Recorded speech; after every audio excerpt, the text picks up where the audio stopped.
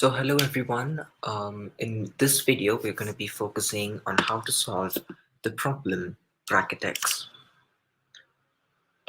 The link to this problem is now shown in the video scroll bar at the bottom of the video.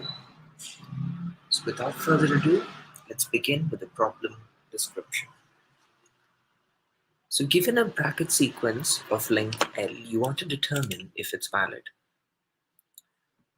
Now, the only way to check if a um, sequence is valid is whether a bracket that is opened first is closed in the end, right?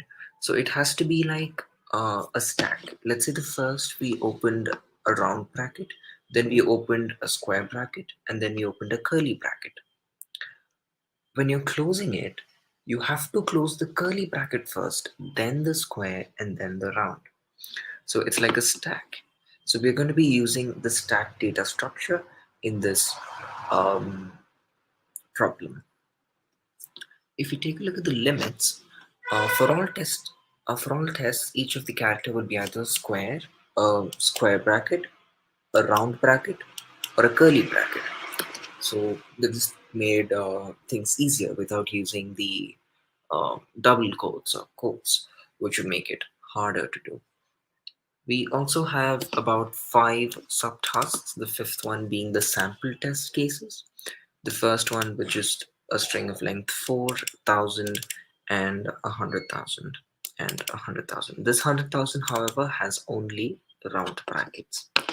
The scoring for each subtask is also mentioned right here. So what's the idea? The idea that I spoke about was that we'll be using a stack.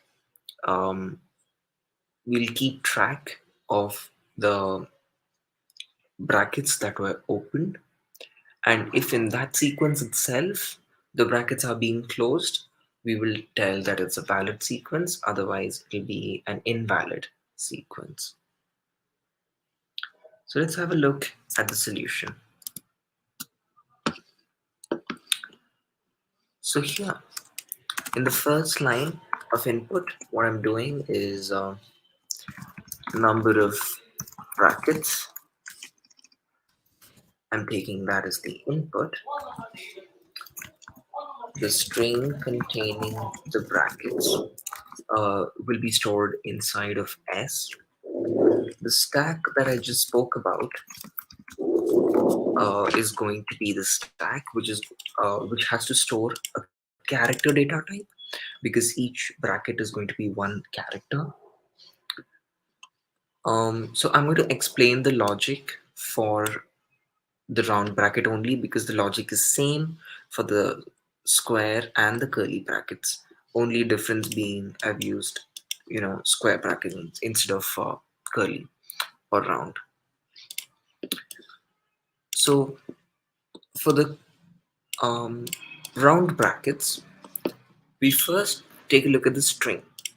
If that is an opening round bracket, to the stack we are going to push a closing one. I'm pushing it into the stack so that I can just directly match it with the stack if it is closing, which we will see next. So if the string is indeed a closing bracket, then first I need to check if the stack is empty or not. If the stack is empty, that means we had not opened a bracket before. If we've not opened it, we cannot close it. So I'm going to print out invalid. Now, if the stack is not empty, I'm going to see what's at the top of the stack. If it is a round bracket, that means we have closed the bracket in the correct order. So I'm just going to pop it. That means when a bracket is closed, I no longer need to keep track of it. So I just pop it from the stack. Suppose the top was not a round bracket. That means we have not closed the bracket in the correct order. So I'm going to print out invalid. The same logic is applied for the square as well as the curly brackets.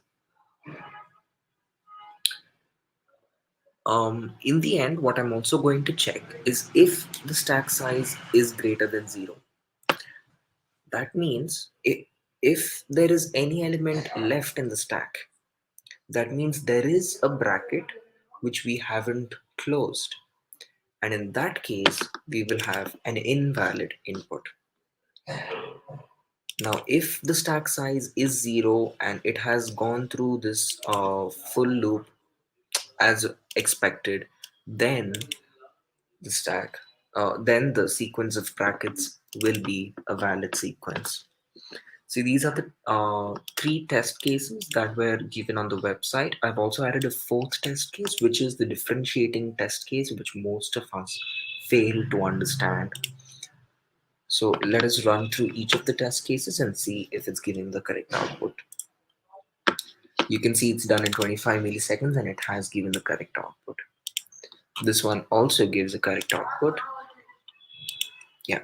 So all of them are giving us the right outputs, and this was the exact same program that I submitted, and I have received an AC on all the um, test cases on the website. So thank you for watching. Hope this video helped you.